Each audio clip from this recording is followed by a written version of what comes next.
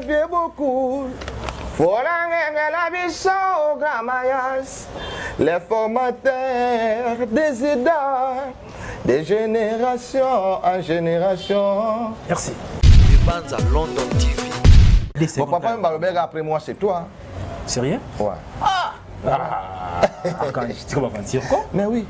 Papa Wemba fa kutua makambo ici là abenga ki bendo mwana nanga ya makambo azayite. Na sorti que la makambo. Azayite. Na makambo azayite.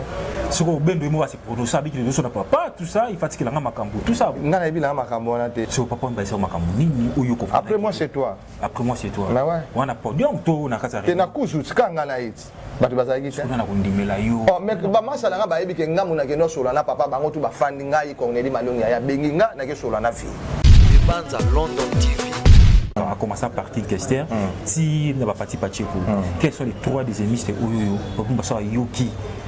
Alors c'est un papa Wemba et puis on doit bouger pendant trône et vivre la musique. Venant Kester est mené à Péa Sonam, venant à Redi à Missi. Et puis on vient à Stino, on a pris des émissions que non. Papa pena qui n'a bango partout net Redi à Missi, on vient à Stino, on a vu partout. Venant Kester est mené à Routou, tout le barou douté. Banza London TV. Moi, il y a 6 titres déjà. D'ailleurs, titre phare, il y a Maxi Single les années. Laissez les enfants s'exprimer. Laissez les enfants s'exprimer. Pourquoi les enfants s'exprimer? Parce que les acquis termes où chez papa n'a utilisé beaucoup plus dans mon oreille. Bon, on a un papa abano le bana juga silogan na biso do batika pe bana bayemba. Banza London TV. Viva la musique à tout côté na ba Chabron, ba Yaja, ba Pacheco, tu bani makam. OK. Ouais. Au ça test na nzemoni. Toko le Congo. Ozali nano na motema. Ozali kaka nesika ebetisaka ngo.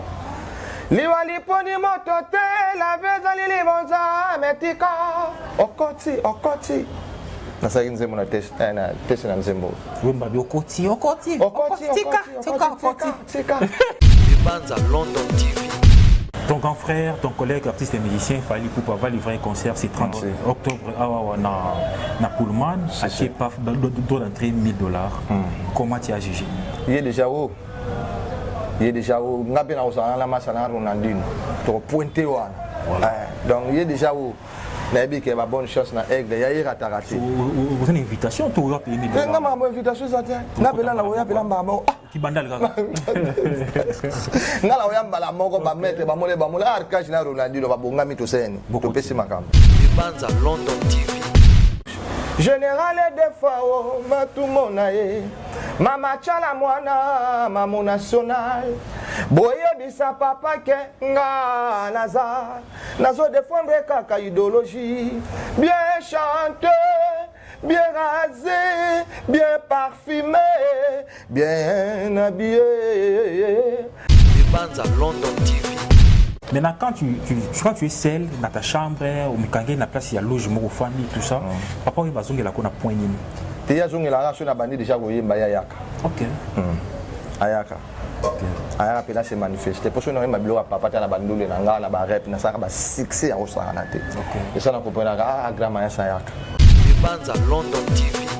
Comprends tout chacun mo bongo mbamo lo bito tika ko déjeuner, tout matin na chambre na ye, tout solo la biso bité lo bango kaka awa. Maman le tout le monde bon to continue internet allez tout le monde sur bango mo ba ivoirien ba leki na chaîne nationale na bango ba pesi communiqué officiel que papa Wemba a joué malaise na podium a préféré kufawa et ça qui grave nga ulu na ole la te na mona okaka so na o raisonner sur makambo papa ibisenga na moni ambia verti mbisenga me na comprendre gité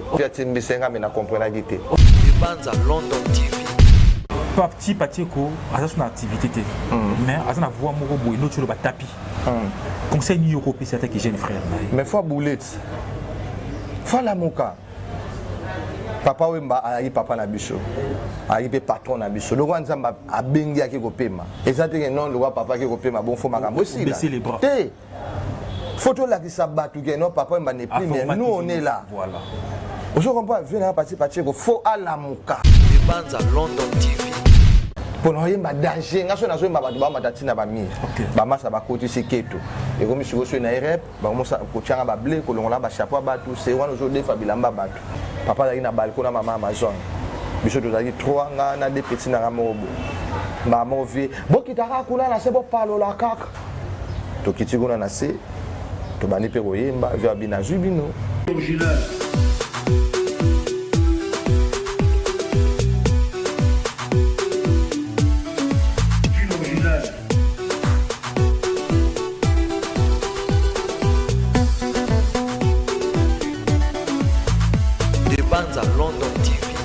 Très chers internautes, bonjour et bienvenue sur votre tranche d'animation Culture en Action, une émission qui est présentée toujours par votre humble serviteur, dont dédié Moussumbu métis noir de la presse congolaise, les chasseurs de bonnes informations. Mobile Moro Bio, il y a 1m76. Donc je vous demande de s'abonner massivement sur votre chaîne Debanza TV. Donc nous sommes là pour vous divertir, nous sommes là pour vous donner des informations fiables qui est liées à la culture congolaise. C'est un grand plaisir de recevoir pour vous l'artiste et musicien talentueux, dernier fils de Papa Wemba. Laissez-moi de t'appeler ainsi, hein. Donc, le fils de Papa Wemba, Archange. Donc, avec Yétomé, on va prendre solo là, Toyeba, évolution, il y a Viva la musique, Viva la musique à Zobeka, Viva la musique à Bana Viva, Viva la musique à Zamba Bavoka, Viva la musique à Bikeni, Viva la musique à Image à Papa Wemba. Alors, j'ai dit déjà bonjour mon frère. Bonjour dans le biais. Oui, ça va très bien. Marmoué est bien. Très bien. En tout cas, ça n'a rien à dire, hein. Te voir comme ça, déjà ok. Bino Papa Wemba, c'est une idéologie, propriété, la bonne éducation, et puis et là-bas et puis na suka lango moi ni kayu pour ça la moi bien peut yo peut betango te na melango sote na ba age ah otika na yo otika na ngai OK yo ko la ngo na vivre la musique to yaka to yaka na ona kata vivre la musique ah ya kula la yaka lango la yaka lango ce qu'on a kata na ngo le développement des sous après ngamona monika que na faut otika quoi. Alors pour faire plaisir na bato balanda biso no tel côté nani a représenté plein d'activités na TV. Mais bino papa batika la héritage mobile en bas. Ah. Boya za songi hein. Tchatchi hein. Mais enfin vous tirez ton mon dessin hein. Ya tchatchi. Ya tchatchi. OK. C'est limba ou nini? Ouais za matia. Yamamoto ya matia. Bon c'est bon.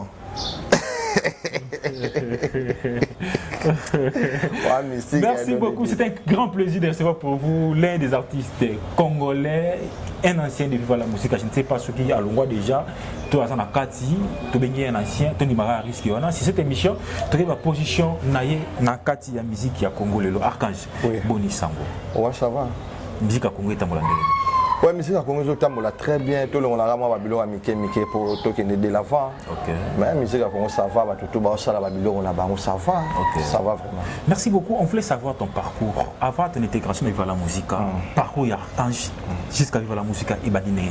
Bon na banda na commune na banda na pesi na banda Tumbote. Na banda qui musique na commune na banda na Sankai 2000, après Sankai na beti na Wenge Junior, après na Spirit Banka toujours na banda. Et puis après, on a gagné 2 semaines pour venir à Marie-Paul. Après, pas Marie-Paul, on a gagné Den Musica. Après Den Musica, tout ça, l'orchestre, on a venu à Lembi, on a fait une moto en Belgique. Tout ça, on a Grip Star, l'orchestre, on a vu à Bandal. Après, on a tourné à Quartier Latin. Voilà. Aujourd'hui, on a parlé de vivre la musique. Quartier Latin tourné à Nini. Ils ont dit qu'en 2006, 2006, là où Papa Kofi a recruté des mineurs. Voilà. Là, tout le monde qui est là, bon, tout ça qui est belé, tout ça qui est belé, on a un test, donc jour où mon père a un test à la ville. Mais tout ça qui est belé, les bandes, moi, on a battu mon sous, ça qui était pour moi, tout le monde a gagné. Mais on a un bar à jour. On a payé mes ah, mais tout le monde les bandes, tout le monde qui vraiment, bazo côte sabi sauter le hôtel, les gars, les bandes, na bando palo là. Voilà.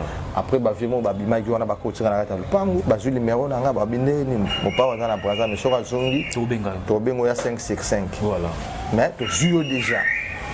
Nanzela pe na zongi na ngale na omna parler ndeko pa vivre la musique okuma na parler mais na biso babina ba to vivre la musique ba to ko awa ah mais ngana ça déjà que c'est la quartier la mère habiter le wa ténoriste faut que nous avons formation papa mba poza mutaliko likolo monde za naki donc pena ndule pena do bédiction tu na parler na parler chez ça pour mère père papa pour na imba be sur na chorale na imba sur na chorale bon ba père ba mona que non eza donanga na ça déjà musala na tangi classe nanga pour na l'électricien na c'est ça l'électricité donc ba mona na silisi na chic bon musique peut bazo mona rara ba bazo do grand pour la bandule ba bon C'est ça. Merci beaucoup. Tout retire à Bandal parce que vous êtes natif à Bandal, vous êtes fourri à Bandal. Donc, au bima à Bandal. Les lots sans polémique, qui fait, sur le plan culturel, qui fait l'honneur de la commune Bandalon. Mais Bichono, tu es bien. Tu es bien que oui, venir sur de la fourri à Bima, blesse boula, pardon, banani, les Makaba, Marie-Paul, ils sont nombreux, Fali, Poupa, Léo, actuellement. Nous avons une image à Bandal, une vraie sans polémique, sur le plan Kunga, sur le plan succès, sur le plan Makambu, loyauté et Zanani. Bichono, tu es bien, vous allez numéro 1, Fali, Poupa. Ok. Fallait pour pas que l'image à Bandal qui toko. Ce qu'on met sur mon message nous coupe ça parce que monsieur est comme là, message nous coupe ça y est pour le comportement na ina bana Bandal. Tu n'as pas merci hein, non c'est un peu na fallait pour pas merci na auto sala pour na bana Bandal et puis pour na ka Bandal te il y a ça partout hein. Azo pesa bana ba matunge ba visa, ba te belé ba visa ba bana Bandal te. Donc je merci na auto sala pour na biso bana Bandal. Donc c'est ça. A ele biso président de la République Macron. Nakata Bandal. Et ça la maté. Merci beaucoup. Merci Église j'étais sali. Fallait pour pas azana banzem ba kombe belo ba pesa ba embaye ba benga kaye et Fanjo El Marabio show El Pipo de Wolo El Chicho Soginyo Mobutu Aigle de Kawele ana ba kombo e belé di Camprio Anelka ba kombo belé oyo na quartier latina oyo ba masane na sentir na carrière sur ba pesa yi kombo ni ya sika ko ba kisali kolo ba kombo so fallait ayoti ngol ba vraiment numéro 1 numéro 1. Ok, merci beaucoup, merci beaucoup. Allez-y comprendre, nous sommes dans un endroit, il y a un peu des agréments, les gens qui passent donc dans la résidence, chacun de nous, à la façon de la façon de alors, frère Nasepil Koyambayo, merci beaucoup. Parcours Nayo, Bandeko Bayo, Kiango, et puis les gens ont compris que non, alors parlez-nous de Viva la Musica. Intégration de Viva la Musica, test de la Monini, et puis accueil Nayo vis-à-vis de Papa Wema, c'était comment? Bon, Viva la Musica, déjà la Kenangole, Papa m'a recruté de 0 à 16 ans. Ok. De 0 à 16 ans. De 0 à 16 ans. On a 14 ans. On a déjà Viva la Musica, on a fait un makobo père son âme. On a fait un badani koulé. On a fait un masana masouli, les lois pas numéro 1 aigle. On a fait un masana belé. Sikoyo, kuna, sunga, mutameme ngai, viens à Zulu makobo na zate, na oyimbate. Pour nous yemba danger, ngaso na zo yemba batu ba matati na ba mire. Ba masa ba koti siketo. Et comme si vous na rep, ba mosa ko tianga ba blé, ko longola ba chapeau batu, c'est wana zo defa bilamba batu. Ko longola ba chapeau, ko boto na ba catch, somo wana salinga na seni. Na zo ngena ba orchestre na banda. Wana 16 ans. Wana 16 ans. Après, wana 14 ans. 14 ans. Après ba velanga susu, ba eko lukanga lisu ba Stone Kiala na pese mbote ba kire mujai. Baïro lukanga lisusu ba meminga na ma campagne wa suko zaki suko wana le na sala test na first class papa za na poto voilà na Viva la Musica ba zaki na poto voilà siko tour wana penzi zaki suko ba meminga na kuta na hemogramme ayas to komi pe na parler na forêt ba fongol portail to ko wana joli park voilà papa zaki na balcon na mama Amazon biso to zaki 3 nga na des petits na mobo ba movi bokitaka kula na sebo palo la kaka to kitigona na se to bani pe koyemba via binazu bino boluka ba masa na bino na ba quartier o bayemba ka boya na bango bo ki 3 personnes testent jour wana ajibino bino masa na pichu bokana na petit na mo bo Jonathan yeku tout donc un jour wana mikimela ka lokwa ki forme aya li sauter comment c'est nos formes après test après test wa sero na pe kasamoto so betam na sali test na zona bilamba mama la voilà via bisinga so bi ba masa na quartier o bayemba ka yaka na bango na epe na ba master idéologie pe type Viva la Musica to kutena ba Chabron ba Yaja ba Pacheco to bani makam. OK. Ouais. Osa test na nzemoni. To ko ko ngoko. Ozali nano na motema. Ozali kaka nesika ebeti sakango. Liwali poni moto te la vezali libonza metika. Okoti. Nasaki nzembo na test na nzembo. Wemba bi okoti. Tika. Ezaki bongo. Ba vie na ngase na do bazaki wana ba vie kadusha bazalaki. Papa Malongi azaki wana présent et puis vie na ngale na so yemba vie na ngazulu e makobo. Ekota susu. Bisi papa me pecho na yaka na série wana. Ye yoti. Papa bi omoni ezaka parler na yo. Comme on a Kennedy Ronaldo. Habité, nous avons jogoté. Banda le loco mono comme archange épée blé. Ok. C'est ça. Ok. Papa Pessé mon comme. Donc comme on est qui dans Makambu, va pouvoir et tout ça. La première ange du village Moloka. Ok, merci beaucoup. Parlez-moi un peu. Relation avec Papa Wemba, c'est là qui relation nini. C'est qui musicien. Na patron na ye, tu sais qui papa na mwana na ye. Papa pena na mwana. Voilà. Donc relation na papa ya pena papa na mwana pour papa pesa ba conseil délai, a robenga na to fan ya zola sanga vinenge zalaka. Donc na pena papa na nga. OK. Donc père na nga. Voilà. Merci beaucoup. Alors pour faire plaisir, na bato balanda biso, bato na un peu partout hein, Canada, Londres, Bruxelles, France, Angola, un peu partout balanda biso. Là, je vois Christian Sumbuskaye. Motema ya maman la joie dit tout mon capitaine. En tout cas, notre prière ma bolongo na c'est au recoma général na armée américaine. Donc merci beaucoup maman la joie dit tout.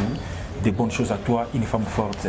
Donc maman Yaban et Bélé, nous sommes là, nous te soutenons dans tous les niveaux. Merci beaucoup. Je vois encore Philippe Moulenga, Onje Kaboulalipa, Papa Kaboulalipa, Barumbu entre ses mains. Napéché Moté, je vois Fidèle Beta Beta, grand prêtre depuis la France. J'étais salé avec toute la famille. Fidèle Beta Beta. Je vois encore Chora Lubula, Papa Confort, Espace Confort, na Sabrina, Banaki Kole.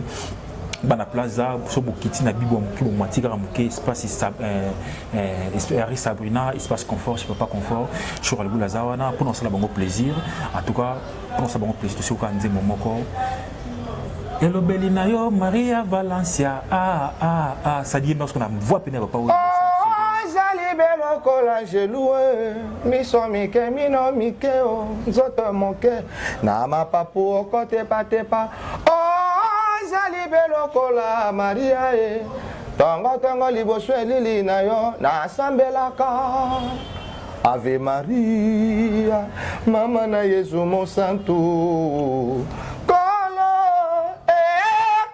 Ave Maria mayo matambe mate kelembata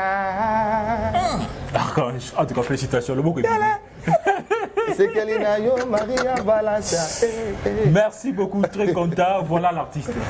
Donc il y a tant de qui ngodi sur place. Il est à on a palette. Oh voilà. Non, il est là avec Ngongo na. Et là je sais pas passer ngwana. Ba miso po ba yemba bo fois ko solo na no abunga maso ende ngata na auto la muka. Mba mona pesa makam. Félicitations. Merci. Alors tant au Kotaki, vive la musique. Quels sont les anciens musiciens au Kotaki bayamba qui au facile? Il y a Chabapé Mayama qui bien, Chabron na PC Moté na Belgique et Sigazali, Guilhem Adouva Ayama qui bien, Vienanga Al Pacino père son nom, Pire Vienanga Ayama très bien.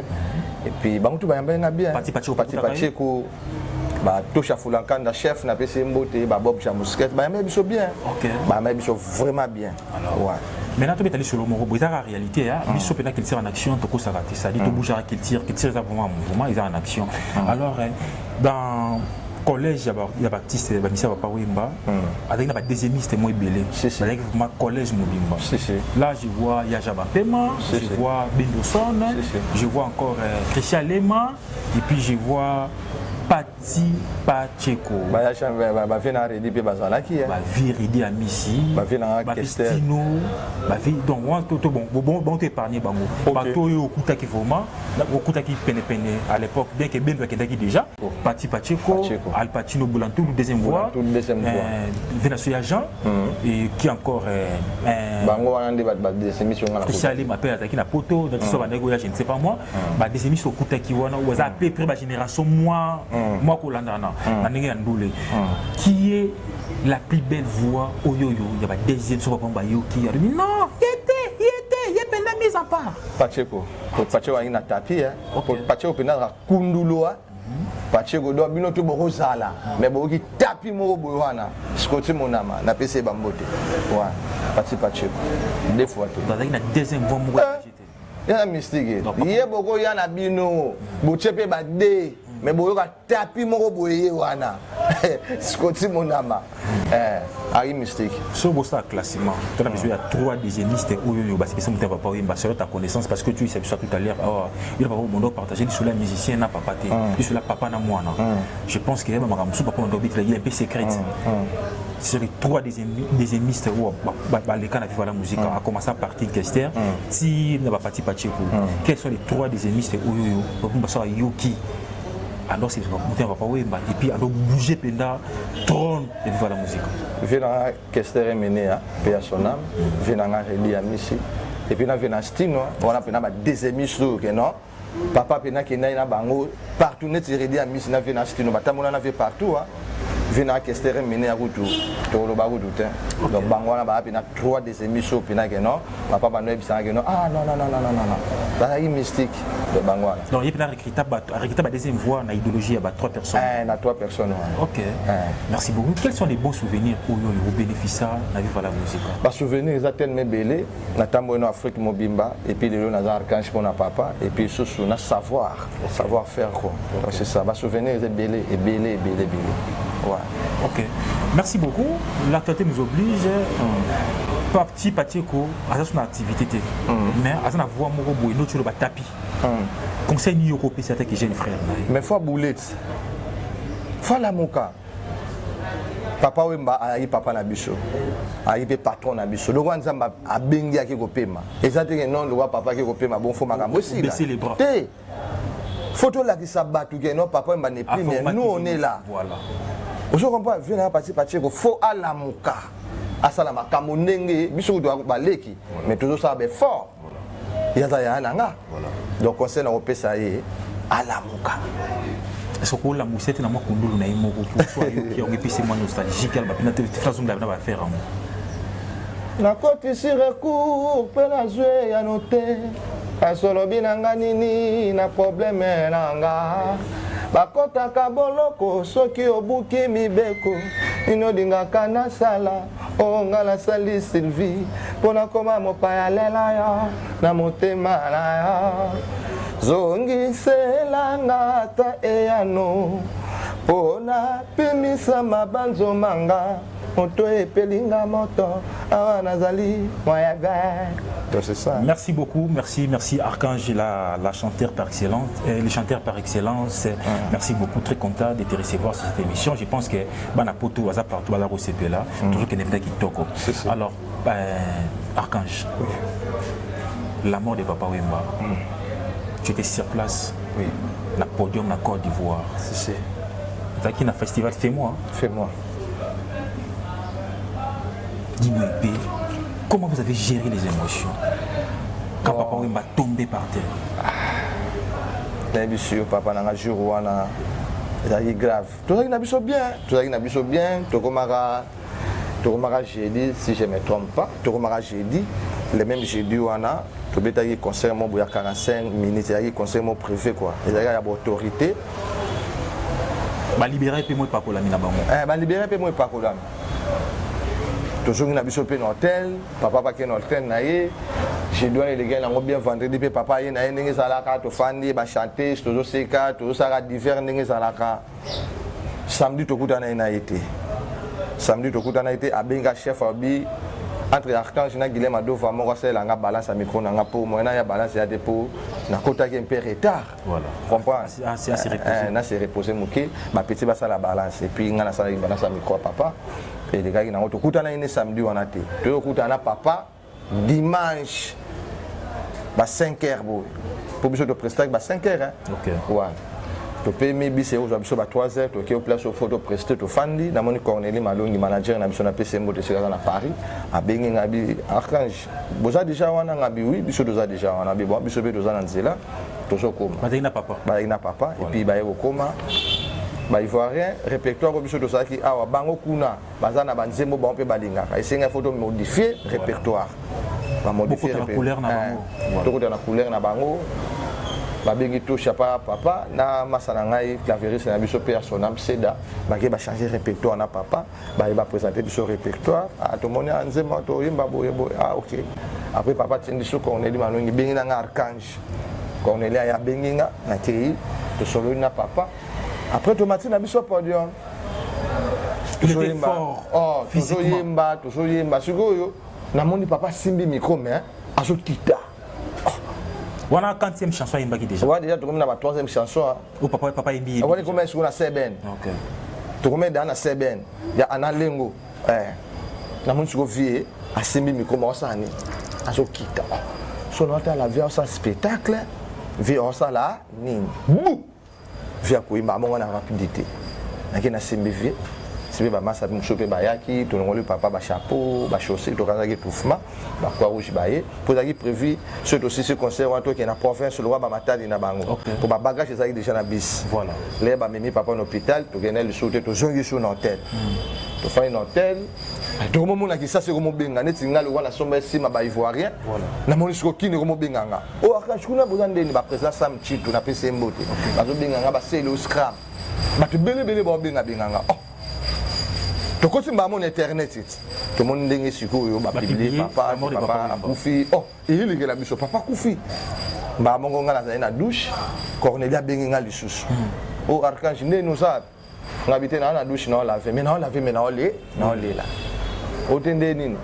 so bwana tosha ngabite tosha na se na restaurant au déjeuner abi bon kita na se so si sur chocolat o passer nga tosha na solo là na tosha alors ok non si ça siko neni papa kuna na tourner habiter papa ça n'est bien bazo réanimer ngabiti sikoyo alembe bo réanimer papa vous comprenez ba moko na kiti na téléphone na passer tosha les basolo na tosha kamwe tosha ba moko vous comprenez tosha kamwe bongo ba moko bi to tika ko déjeuner to mata na chambre na ye to solo la biso bité lo bango kaka awa ba mole to moni bo to ko tin internet ay to moni siko bango mo ba ivoirien ba leki na chaîne nationale na bango ba pesi communiqué officiel que papa Wemba azwaki malaise na podium a préféré kufawa ezaki grave nga uli na ole la te na mona okaka so na o raisonner sur makambo papa yebisenga na moni abia aviatimbisenga mais na comprendre gité OK makambo ngala bagini mais wana moyena lo bango zati bato ba se la laisser les enfants s'exprimer en tout cas et les émissions ils appellent sur bête moi décès papa Wemba le bega après moi c'est toi sérieux ouais quand tu vas mentir quoi mais oui papa Wemba fa kutu makambo ici là abengaki bendo mwana nanga te na makambo azayite na sorti que la makambo azayite na makambo azayite siko bendo mo va se prononcer avec les autres papa tout ça il fatigue la makambo tout ça nga na bila makambo na te vient na bendo na PC Mbote je peux ka ngote na yo kaka ndeve na bendo zo ba ke papa benga ke fatigue le mouvement boko benga mutu e mususu ya loko biso lo ba petsa ngai vraiment pas à la pour encadrer na ndinga idéologie wande na kondima mais ko tike d'orchestre te so papa Wemba c'est makambo nini oyo ko après moi c'est toi mais ouais wana podium to na kasa te na kuzu skanga na it bato bazaki te na kondimela yo mais ba masala nga ba yebi ke ngamu na ke no sola na papa bango tu ba fandi ngai Cornelie Malongi ya bengi nga na ke sola na fi OK bango tu ba yebi Cornelie Malongi ya kufite ya vivant OK donc c'est ça ba masala ba tosha fulankanda chef nanga na ba masala ba bo avida ba wadire mfumu batutu après moi c'est toi d'accord surtout melaki maman Amazon après moi c'est toi na maman Amazon azwaki yango ndenge nini te wana na lobango te na komo lobango ka mikolo mais fongo ça va dimanche mona maman et sa maman papa ebisenga quoi après moi c'est te maman déjà nenga za wana ebike papa nenga ki wana ake mobimba ta tiki mutu mo ba compliqué bato archange dossier archange OK merci beaucoup mais a compliqué bato tout a rosala makambo papa Wemba salaki isa archange mais obike na kati ya musique boya ba tineri c'est ni balé surtout ka dimishu oui papa Wemba na vient papa miake ouais vieux na papa miake na PC Mbote mais vieux papa miake pa a Wemba papa miake kala jusqu'à papa ya lelo na 66 ans d'âge yo kabiloko bango ba Wemba papa Wemba azali na ba 30 ans ba 29 ans OK je comprends nga siko na papa Wemba ya 66 ans d'âge ya technique pour Wemba papa Wemba mozo mbi ya kala mais nga siko na Wemba siko ya lelo relation na papa miake lelo za ndenge tout ça bien na vie na nga kaka bango nde siko oui ba mona nga yo ndire o petiola na kateti OK ngana la teti te bango siko babanganga po babike mutu ana kodia ye wana donc bana vivre ba ya ba pompo mi na lobi mutu a defendaki bango na Côte d'Ivoire izana corps à papa lali to bimisi corps ya papa ndenge to bimisa na pays du peuple ba ivoirien ba bi avant biso to expliquer na monde que papa Wemba zo ki malaise a préféré que na Côte d'Ivoire faut yo yemba et puis ba poni nzembo nini blessure non les lana ne belé ba poni nga su nzembo ya devoir mais le roi papa déjà za yikati nanga na pesa yi makambu na défendre mboka nanga na défendre papa na défendre ba grand frère nanga tout wana na ba master nanga et puis na me défendre OK so so na yemba ma be jour roi tu vois qu'on a blessé parce que il y a des titres, mais il y a des penda. Maman nyonda lobaka nanga, shungu keba mokile zali mabe. Oui, je l'ai confirmé, le monde est méchant. Succès bimisa babola mouwe. Bazipi yango na beto ya bilo bela. Ba moni liki ba négligé soso. Ba kumisimbu ma ba fingi nzete. Mama moboti na matanga mwana. Babimisi e mo pa ya roro. Pasipe ma wa roro. Donc c'est ça. Merci beaucoup, mesdames et messieurs. Je vous signale, nous sommes avec l'artiste et musicien bourré de talent au nom de messieurs Archange. Donc, chanteur, le défendeur valable du groupe cher de Papa Wemba, paix à son âme. C'est cette émission tout ça pour immortaliser notre papa, notre maestro, l'Igno Kwate, pour que l'esprit pénètre Papa Wemba à travers cette émission. Merci beaucoup Archange pour ton travail. Je pense que alors pour tout le monde privé parce que vous avez studio, vous avez préparé déjà Maxi Single. C'est cette émission tu as titre nango, tu as des détails dans mon émission Oyoyo. Parlez-nous un peu. Après la mort de Papa Wemba, il y a eu des spéculations. Les gens ont dit, l'ARIA dit, d'où vient la mort de Papa Wemba. Parce que il faut faire voyager l'uranium, l'avion moroboye, comme il colo, américain qui uranium mana, il ici. Baberke bakamaki yango ali miko checker ba compagnie ba komtaki na délégation ya babiloko wana nde ba chef qui Papa Wemba. Les gens ont dit que non, tant que les gens ont dit que là je t'ai parlé comme nengeri balabale lobaka. Balabale lobi que non. Oh, tant c'est quand ils ont dévoilé Kabila, Kangi Papa Wemba, même la Kingakati, pendant que les Papa Wemba n'a pas du peuple, Papa Wemba la Kingakati, on mettait à la TV, tout ça, Baba Kay Bangando. Alors, nous sommes beaucoup, Kabino Bala Papa Wemba, nous sommes beaucoup, nous sommes comment vous éclaircir sur cette émission parce que vous étiez sur des fois Papa Wemba pendant qu'il y a Zokufa.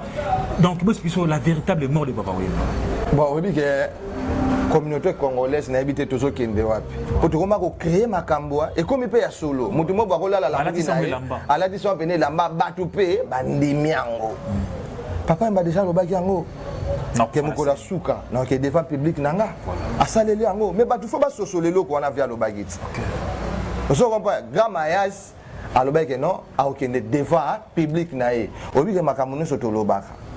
So au monde de to pemi bo babi nga loi de la nature au rôle de calendrier au monde mbati mo bo sepédition mais jour wana l'arte mais tigalio na mutu voilà au monde jour muso poseni payango papa malunga ba nolo ba ka devant public na yango sala ni ikanga magepe na nzoto makambo sa nini isalami donc papa kenda na ye papa kenda biso pe to chaki tembo te papa te to ke petit na mort tout monde papa ye yo alali donc c'est ça bakambo wana tu boyo ka go boyo papa la politicien. Papa est politicien et papa est simple musicien. Vous comprenez donc papa bâti mon épée kimia maramutu batubalobaka ça le kuta.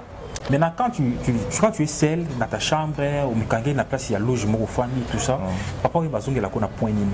Te ya zonga la raso na bandi déjà koyemba ya yaka. OK. Ayaka. Ayaka pela se manifester parce que nous ma bilo papa ta na bandule na nga na ba rap na saka ba succès à osara na te. Et ça na comprendre grand maya sa yaka. Donc c'est ça. Merci beaucoup. Archange, on va parler de ton projet.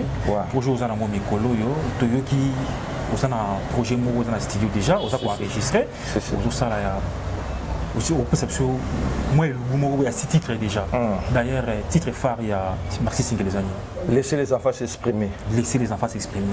Pourquoi les enfants s'exprimer? Parce que les acquis termes où chez papa n'a utilisé beaucoup plus dans mon oreille. Bon, on a marambo papa abano lo bana juga slogan na biso do batika pe bana bayemba. Batika bana ba s'exprimer. Et on a chango laissez les enfants s'exprimer. Qui est derrière toi? Après 8 ans de papa, après la disparition de papa, 8 ans au fin de ses activités, au Kendara concert, au répétition, mais cette fois-ci tu t'es décidé que non, la Zousala et le Konangaï. Qui est derrière toi? Motivation, Yakosala et puis na Katiwana, ils ont un titre où immortaliser papa. Si c'est bon, ça me ramène dans la semaine, un staff nangaï. nzambe ka mutaza sima na biso na staff na to sa musala kitoko to mi presque à la fin to tika leka na deux titres to tika na nzembo ya papa na rumba moko to zo imbela masa na biso de basilu donc to mi presque à la fin ba o to ba na pour ça dédicace to immortaliser bango na laisser les affaires s'exprimer en tout cas to pesa numéro bo benga pour to na studio to travailler to sali musala kitoko so yebimi en tout cas ba ba se mais là na zo bimisa déjà chanson promotionnelle titre na numéro 1. OK. To dédié pas Fabrice Ngelo donc il y a un calamité il y a un des toujours les autres bima pour ba comprendre ba on a déjà longi il y a Maxi Singer na biso to sali donc numéro 1 et la chanson promotionnelle donc calamité ta ba on a betalo nyoso ya yeke ba on a déjà makambo zoko. OK. Donc c'est ça. Alors tout ça moi vangunde balobaka ke pesa moi sentiment atanta kanga kimbongo na kishinga pemba bimisa pena bon fona emela bonga nzemba vie nemela bonga nzemba vie esengo ke tango molai mawa ingeli lisusu na moloka yo riva de lo pipo na papa Georges général de fao matumona ye mama chala mwana mamu national boye bisa papa ke nga naza nazo défendre kaka idéologie bien chanté bien rasé bien parfumé bien habillé papa ya bane belé vie beaucoup Forangela biso gramayas les formateurs des idoles de génération en génération. Merci beaucoup Archange. En tout cas, deuxième époque de merci. En tout cas, Archange la voix angélique. Merci. En tout cas, papa va s'inspirer qui papa sort combo. Ton nom et ta voix. Il y a la conformité. Merci beaucoup. Merci beaucoup. En tout cas, félicitations. Bravo l'artiste. Merci. Merci beaucoup Archange. Frère Nayo, Junior Wendo, Nikolo yo, tu peux choisir vaccin nini. À ça quoi, taquer ba nekonaï ba collègue des artistes et musiciens. Na chaque émission ça pour les cas. Yo mel na kopo. Oui maman on est ken là. Conseil nous ça. La PC moto Junior Wendo, la PC moto artiste Samboka nanga, tous à rassoudé à tout lingana. Hein? To lingana to tika moni musique izo senga bongote to za la ini poto kende de l'avant donc conseil na repesa ye to lingana hein to sa ande musala on comprend to sala boulot po yango nde mutu zamaka oyo kote la ilo kote lo wa boulot no zate sala musala na yo beta na bafle c'est tout pour ne to sa boye to kita to mata so to zo beta na bafle te donc faut beta na bafle donc faut beta na bafle Junior Wendo la PC mode c'est là dans poto quoi. Ton grand frère, ton collègue artiste et musicien Fali Poupa va livrer un concert c'est 30 juin, c'est 30 octobre octobre na Pullman à Chepaf doit entrer $1000. Comment tu as jugé? Il est déjà où ngabe na osana la masana Ronaldinho to pointer wana donc il est déjà où nayebi ke ba bonne chance na aigle ya irata raté vous une invitation to yo payer $1000 nga ma invitation ça tient na bela na oya bela mbamo ki bandal kaka nga la oya mbala moko ba mettre ba mole Archange na Ronaldinho ba bonga mito seni to pesi makambo mais na tuna basoboka batu na showbiz baboka batu mais ba boboka yo faut appeler reconnu et puis ba ota mutuni na ba boboka ba o bazo boka bango na seke ba osola mabe na kombo ya aigle ya omoni ba oso mbano na bango donc c'est ça ce que aigle azo kabila bana bandal ba visa next ba mapa na wenze il pose na bandal c'est ngata visa te vraiment nga so na la moment on na lo balanga donc et puis na inde na ju ba master na ye ba grand frère nanga oyo ba master na ye o batanga na ye ba nogo nanga na ju quelques maires ya ba quartier ba nini inde si pena na parler ko le ba bisa aigle Archange na ba maire na ba ba une ambassade li pasa yango eza wana li pasa yango nda donc nga déjà ou makambo te ke no te ngeza mbamo inde tipa aigle na ju visa pour petit na ye o zela ka momé ko kanango moment nango ko kana sala musala nga calmement et puis ton grand frère rapisi grand frère na obendo a mimi na poto c'est là que en tout cas na sepeli en tout cas na sengi aigle merci à trop na sengi aigle merci mais le wasali ya osunga bandeko na ye déjà mabete aigle nga so na bina ke senge visa na senga na ngai mais biso moko pe na ngambu na biso tozo sala effort ya kosala masolo to sani to beta tout. OK, merci beaucoup Lobi osengeli bango merci osengeli aigle merci et osengeli bango merci et pas aigle l'effort aigle tout ça là alors na ngambu na bango pe conseil no kopesa bango l'effort aigle ça les bango. Ouais, ba bosser hein. Mais on a déjà opportunité makasi déjà bazu déjà ba visa na bango oyo esala bango ke ba umela. Donc bango nde siko yo basala siko ba makambo. Na moni déjà vina ngabe ndo zo ba makambo na e. Na moni pe déjà vina ngai sampa na na concerné na bandale les gars très bien. Et puis na yebi ke vina pe motana ka menga. A ça masolo. Tala lelo petit fali. Ba aller retour. OK. Makambo. Mutabongo siko. OK. Merci beaucoup. Pour se séparer avec toi, une dernière question. Dis-nous un peu, citez-moi 4 musiciens congolais ou le chocolat ou la mouki ou ça la mou featuring. Bon, na Ronaldinho déjà to yemba. Na album à Ronaldinho déjà, to yemba ce moment besoin on a 100% mode. Et puis na Maxi Singer na ngapé, to so yemba suna ba poto to collaboration na master. Donc à la minute ba ba ngana bobi Ronaldinho, abilo zo bi makarate. Ba chanter basé belé hein. Nabika 4. Té na kotanga 4 té pour basé belé on a linga bango. On a linga tout ça na ba on featuring. Okotanga combien kasi? Bon attends non ka Ronaldinho to suki ka wana. OK. Merci beaucoup qui a été dédicace pour se séparer avec toi. Nous sommes arrivés déjà à la fin. Bon tout senga merci na batutu bon soutenir biso. Merci na papi les autres Choluka. Merci na Vianney Kan de Paris Mikili. Merci na Richard Kunku. Merci na Vina ngai Kodo Kibongwala nga joyeux anniversaire à toi mon vieux. Merci na Vina ngai Patina Chopo, merci na vie na ngai Léo Mabouba, merci na vie na ngai Adolungu, merci na vie na ngai Apo Bouchabou, merci na vie na Pompo Miyake. Merci on a fait na Pompo Miyake pour ça ngani. Mais bien note. Merci na vie na yo nani Soussou. C'était là au mot. Pas problème. Merci na Richard Kunku. Hein? Donc batutu basé belé na poto wana to sengi ba merci. Basé là laisser les enfants s'exprimer so bima merci na président Chikito Mouchachino. Et puis merci na Chiki na Corneille Malongi, Badabi Soso, Badabi tellement ébélé. Harry Noël, Yanzambe. Non, c'est merci na n'est pas ça. Asengani Harry Noël. Asengani l'autre. Donc merci na batutu, c'est la laisser les affaires s'exprimer. Ba o bazana pour ça ba so biso, ba kota na Maxi Singer na biso ba binga biso na plus 243 82 18 670 65. Plus 243 82 18 670 65. Je vais vous dire merci na venanga Louis Boulakati, ba venanga ba otika ngate. Venanga José Carlito, venanga Iroko Masala les vrais garçons. Merci. Donc c'est ça. Merci beaucoup mesdames et messieurs, nous sommes arrivés à la fin de notre entretien avec l'artiste musicien talentueux Archange Mwana Nzambe, Mwana ya Papa Wemba. Alors on se retrouve au prochain numéro, soyez connectés sur notre émission Culture en Action.